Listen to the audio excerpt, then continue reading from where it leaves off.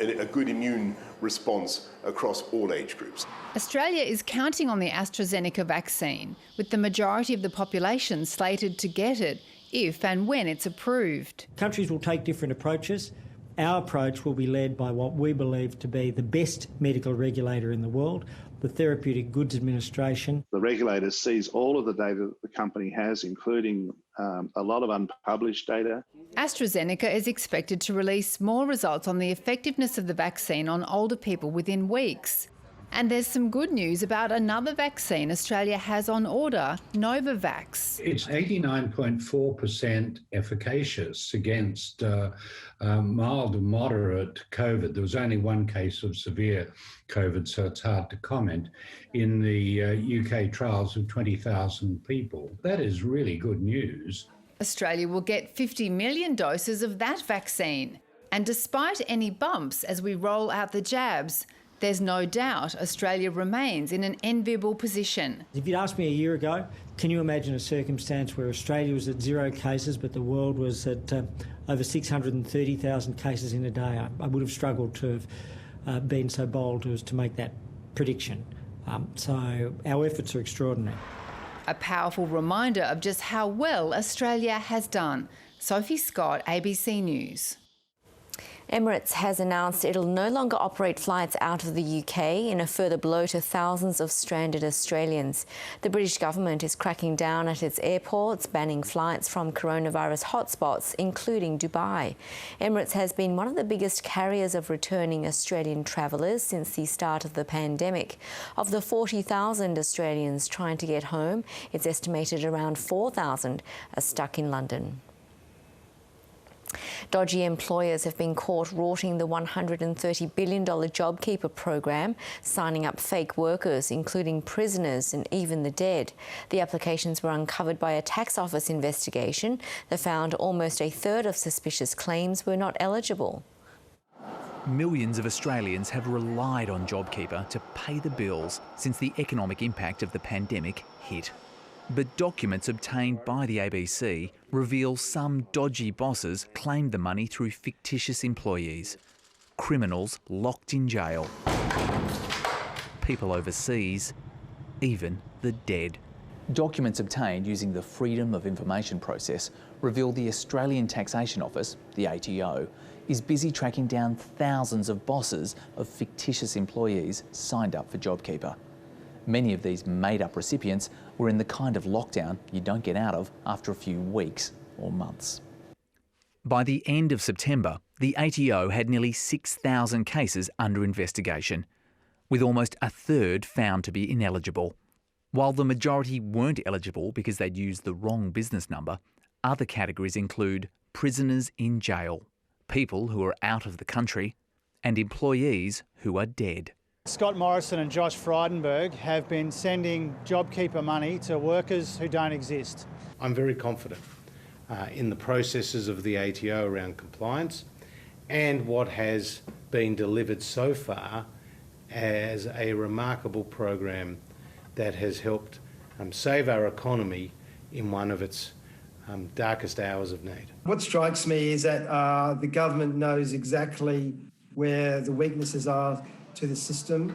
The JobKeeper payment was initially $1,500 a fortnight. The scheme has been extended to the end of March, but it's been trimmed back to between $650 and $1,000 a fortnight. But there's people that perhaps have tried to rort the system, and they haven't tried to rort the ATO, they've rorted the community. So those people we're going to continue to be harsh on, penalising them, stopping their payments, or in fact prosecutions. There's currently just 6 criminal prosecutions being prepared, demonstrating a high level of compliance. Broadly, probably less than 1% of what you and I might call, or the community might think, is intentional disregard or rorting. JobKeeper once supported 3.5 million workers and shovelled cash out the door at a scale and speed never before seen. So, despite a few prisoners and dead people trying to get on the payroll, the tax office says it's largely happy with how it rolled out. Daniel Ziffer, ABC News, Melbourne. The family of a couple and their unborn child killed in a hit and run in Brisbane have spoken of their grief in a moving public statement. Relatives of Kate Ledbetter and Matt Field say they're shattered but grateful for an outpouring of public sorrow. Speaking after the unspeakable. To have lost 3 cherished members of our families in such a senseless and sudden way is beyond our comprehension. Shattered relatives have shared their sorrow after losing Kate Ledbetter, Matt Field and their unborn child in a hit and run. We are grief-stricken that they never got to experience the birth of their baby boy, who we discovered in recent weeks was to be named Miles. Police released the moving tribute today from a family clinging to their memories and each other. At the happiest point in their lives, about to embark on the thrilling adventure of parenthood. We were so looking forward to sharing that adventure with them. Queensland's Premier and Police Commissioner joined the many who've paid their respects at a growing roadside memorial on Brisbane's Bayside.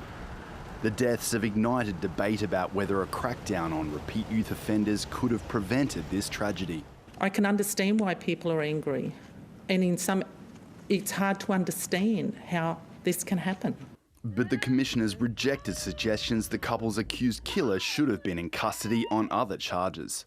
Their criminal matters were dealt with some time ago. So the criminal matters were dealt with, and then there was a traffic matter that the bail related to. A traffic matter where people would not be remanded for. When in government, the state opposition locked up 17-year-olds in adult prisons against a United Nations convention. It accuses Labor of failing to deter repeat youth offenders. If the law is an ass, then the Premier is the mule driver who's caused it to be that way. I know there's a lot of speculation and talk in the media and the papers, but let's get the facts right. Let's get to the bottom of it. And if we need to make changes, we will take action. The victims' families say they're grateful to people at the crash site and the wider public. Many families, unfortunately, know all too well how we have felt since Tuesday afternoon. Often their losses do not receive the same widespread sympathy that helps sustain us now. The 17-year-old's in custody charged with the double murder after appearing in the Children's Court. Police are still considering whether to lay a third murder charge over the couple's unborn baby boy. Josh Robertson, ABC News, Brisbane. Police have urged 2 men involved in a frightening incident in Melbourne's Bourke Street Mall to hand themselves in after pedestrians were forced to run for their lives. A car went speeding through the pedestrian zone just before 5 p.m, but investigators believe the driver wasn't trying to commit an act of terror. The pair managed to escape police, who found their car abandoned in a car park hours later. It's a terrifying sight Melburnians know all too well. Fear in the Bourke Street Mall as a car races through. Somehow, no one was injured or killed. People just feel shocked or curious because they don't know what's happening. But police say it was not an act of terror. We're very confident that it wasn't a hostile vehicle attack. We saw no evidence of pedestrians being targeted. What our members saw was a vehicle trying to get away from us. At a time when we are welcoming people back to the city, it's so frustrating and disappointing. The 4-minute ordeal began just before 5 p.m. when police noticed the number plates on the green Mitsubishi Lancer didn't match the vehicle. The police car then followed the Mitsubishi along Swanston Street until it reached Bourke Street, where it was blocked by 2 trams. At that point, the police activated their emergency lights and the Mitsubishi turned left into the mall. The officers followed, but once again the car was blocked by trams at the Elizabeth Street exit. The driver did a U-turn, colliding with a bollard outside Myer. A passenger from the Mitsubishi fled the scene, officers got out of their car and the driver sped back through the mall and escaped. Police say the vehicle turned back onto Swanston Street before heading right on Little Lonsdale Street. It was later spotted in St Kilda before being discovered around 8 p.m. in Albert Park. The car was found in this garage, which could only be accessed with a security pass. Investigators say they're confident of finding the 2 men involved, who've been described as Caucasian and in their 20s. We will identify you we will come knocking on your door and you will be arrested. 4 years ago, 6 people were killed and 27 injured when James Gargasoulis rampaged through the mall in a stolen car. The scale of tragedy is still very, very fresh in our minds. After 2017, additional bollards were installed in areas around the CBD, including the mall. We're actually pretty happy with how those bollards came into play, in addition to that active response from our members. Police in the City of Melbourne will hold a review into safety in the CBD and the response to yesterday's incident. Victoria Police says despite hundreds of its members managing hotel quarantine and the state's borders, there's enough protection out on the streets. Christian Silva, ABC News, Melbourne. Air crash investigators say photos taken by a tourist on a Sydney seaplane helped to reveal what happened before it plunged into the Hawkesbury River. The ATSB has released its final report into the crash that claimed the lives of the pilot and 5 passengers in 2017.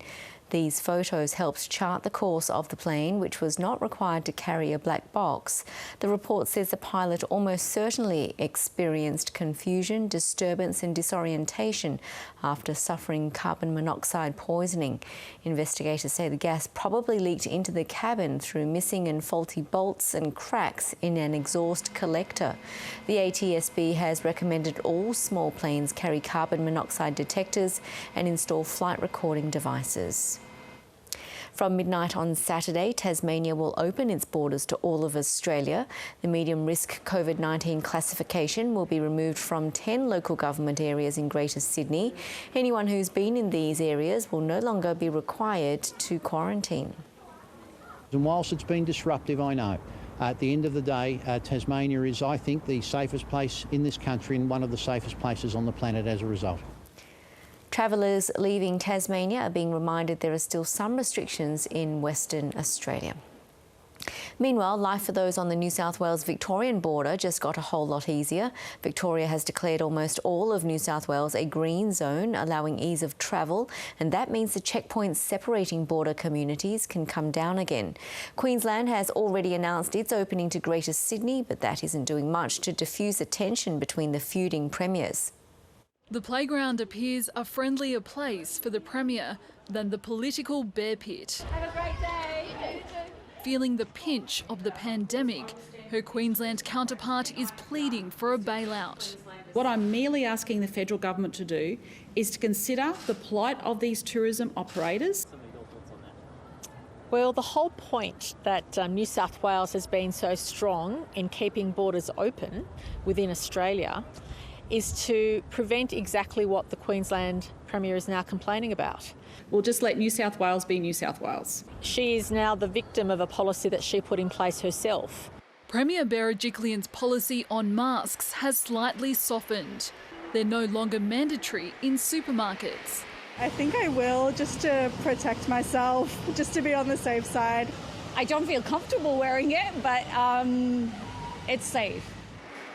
Other restrictions have also been relaxed. When the rain finally clears, you'll be able to gather in groups of 50 outdoors. If you prefer sheltered quarters, you can have 30 visitors at home. The caps on funerals and weddings has also tripled to 300. And guests will be able to travel more easily from interstate. Victoria is removing its roadblocks, police marking the end of a huge operation on the border with one final car at the Albury-Wodonga checkpoint. If you've been in the Cumberland Council area, you must get a test on arrival. Tasmania and the ACT are also free to visit. The Northern Territory is still closed to 9 parts of Sydney, but Western Australia is off limits. We stand ready to strengthen the borders if we need to. I just say to the New South Wales government, they should stop always undermining, nitpicking and attacking other states. There is something everyone can celebrate. No new local cases have been found for a 12th day. Rani Heyman, ABC News, Sydney. The The biggest car manufacturer in the US, General Motors, has gone all in on electric pledging to phase out petrol and diesel cars by 2035. GM says it'll invest more than $35 billion to achieve the goal and that it aims to have all its facilities carbon neutral in 15 years. The maker of Cadillac, Chevrolet and Corvette plans to launch 30 types of electric vehicles by the middle of this decade. The company sold more than 6.5 million vehicles last year, but fewer than 50,000 were electric. The announcement comes just days after President Joe Biden unveiled his plan to tackle climate change and boost the sales of electric vehicles. And US House Speaker Nancy Pelosi has warned that members of Congress are facing an enemy from within as politicians raise fears for their safety after the storming of the Capitol. The House is embroiled in debate over whether politicians should be allowed to carry firearms into the historic building. What exactly did you mean when you said that the enemy is within? What exactly did you mean by that? It means that we have members of Congress who want to bring guns on the floor and have threatened violence on other members of Congress. The House Speaker says a larger security budget is needed to protect the Hall of Democracy. She criticised the Republican leadership for promoting a congresswoman whose social media posts supported violence against Democrats. Food delivery giant Uber Eats is overhauling its business model. The company has sent out a new contract to its riders, explicitly stating that they are self-employed contractors, not employees. The Transport Workers Union has slammed the move, accusing Uber of using the new contract as a means to avoid responsibility for the people who work for them. Rain, hail or shine, Mohammed is delivering food on his bike. I have been in an accident last year, April, because when I was hit by a truck. It was a minor accident, but my hand was damaged. And sometimes the risk isn't worth the reward. Very hard for us to earn money, they are paying not too much fare. It's a sobering reality for many in the booming industry that's largely unregulated, and Uber Eats is again rewriting the rules. The multinational has sent a new contract to its riders, making it crystal clear they are independent contractors. That means they don't have access to the same benefits as employees, such as workers' compensation or a minimum wage. These are just cynical moves that do not at all address the concerns workers have, and in fact take what were already terrible working conditions backwards for these riders. Under the new terms, all riders must have an ABN. They'll also be given more freedom to work for other delivery companies. In loosening control over the workers, they are shifting to a model which looks more like a model of contracting and less like a model of employment. Uber says the changes will improve the experience of customers, restaurants and delivery riders. But the union is still calling on the federal government to establish a tribunal to set minimum standards for the industry. But until such time as that happens, we're going to continually see standards get worse and worse as companies undercut each other and as they wipe their hands clean of any responsibility over these workers. The new contract will come into force in March. Lydia Feng, ABC News. China says it will no longer recognise British passports for Hong Kong residents. Beijing's move to impose a national security law on the territory in June last year prompted Britain to extend residency rights to almost 3 million Hong Kongers. The scheme allows people to study and work in Britain for 5 years and eventually apply for citizenship. China's rejection of the British National Overseas Passport as a valid travel document comes into effect on Sunday. And the World Health Organization-led team of experts has begun its COVID fact-finding mission, meeting with Chinese colleagues for the first time after completing 2 weeks of quarantine. Relocating to another hotel, the investigators now plan to visit labs, markets and hospitals during their 2 weeks in Wuhan. And Vietnam has been lauded for its response to the pandemic, but now the country's dealing with its first major outbreak in almost 2 months. More than 90 COVID infections have been reported near the capital, Hanoi, but a health task force is warning there could be as many as 30,000 cases across the country. The government says the new infections have been linked to the UK strain of the virus.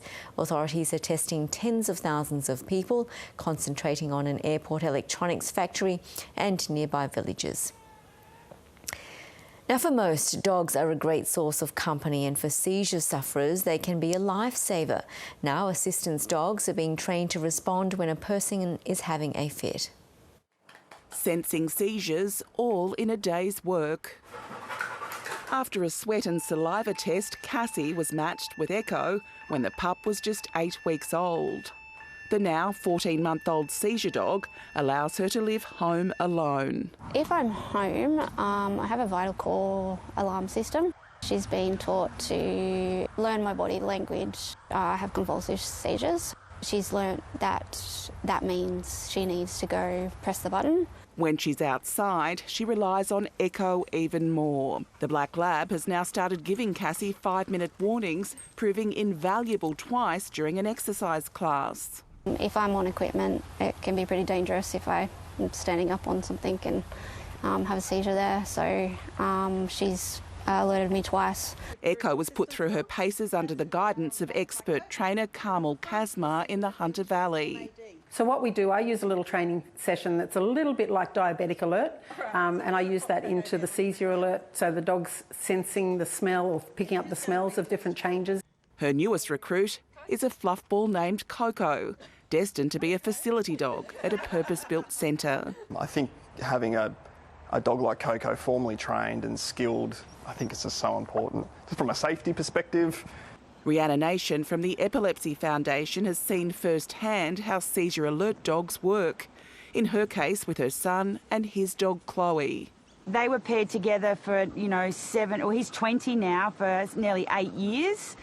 And changed his life immensely. She's actually saved his life on a number of occasions. Researchers believe dogs like Echo might be able to detect changes in scent through sweat or other signs like slight involuntary twitches. There's no guarantee of success though, as recent studies have shown seizure dogs only work with around 40% of the people they're paired with. The science yet hasn't picked up enough to tell us exactly how that happens. So a lot more money needs to go into research for us to figure that out. Figuring out what to do is firmly in focus for little Coco. Giselle Wakatama, ABC News, Newcastle.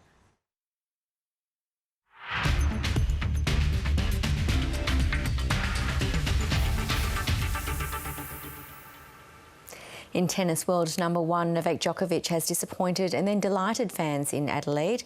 The Serbian pulled out of the exhibition event there because of a blistered hand, but then decided he could play. Djokovic was among a host of players today released from mandatory isolation in Melbourne and Adelaide ahead of the Australian Open. Free at last and happy about it. Yeah, I'm a left footer, yeah.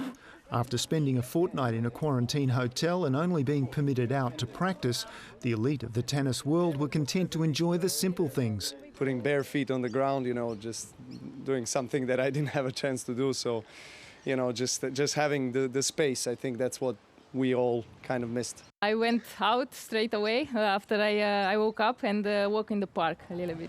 What followed for Novak Djokovic was supposed to be an exhibition hit-out, but the Serbian superstar pulled out of his scheduled match. His replacement was countryman Filip Krajinovic, who took a set off Italian Jannik Sinner before Djokovic showed up. The crowd's very excited. Djokovic cited a blister issue on his hand for his initial reticence, but eventually decided he would sub in to play a set. And despite the decidedly unusual preparation, his class was soon on show.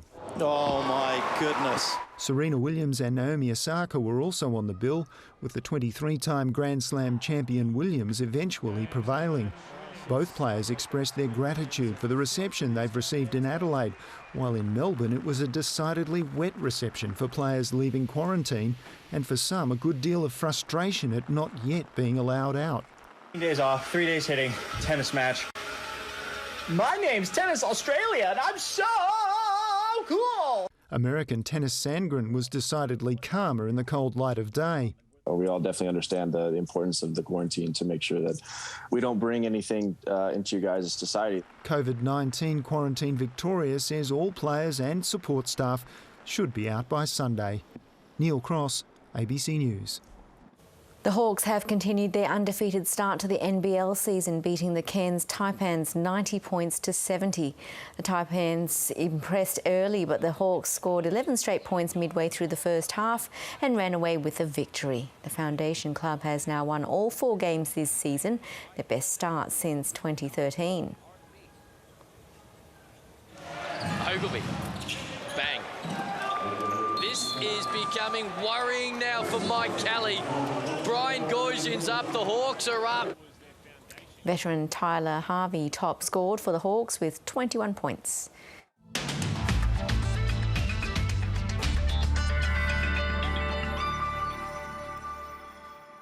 We've had some fairly widespread rainfall through the continent, but it really does start to break up through Tasmania, Victoria and New South Wales. New South Wales still looking at the potential of some showers, but not quite as heavy as they have been. We've still got a few showers along the coast of Queensland as well, but probably the major feature for the weekend will be this low pressure system in the Kimberley. This is going to bring some very heavy rainfall to that region, but what it's also doing is combining with this high to bring some hot, dry and gusty winds into the southwest of Western Australia. So we've got increasing temperatures, heat wave conditions and also those strong winds which will combine to produce dangerous fire weather conditions in the coming week. And that's the latest from ABC News. I'm Yvonne Yong. Have a great weekend. Have a good evening.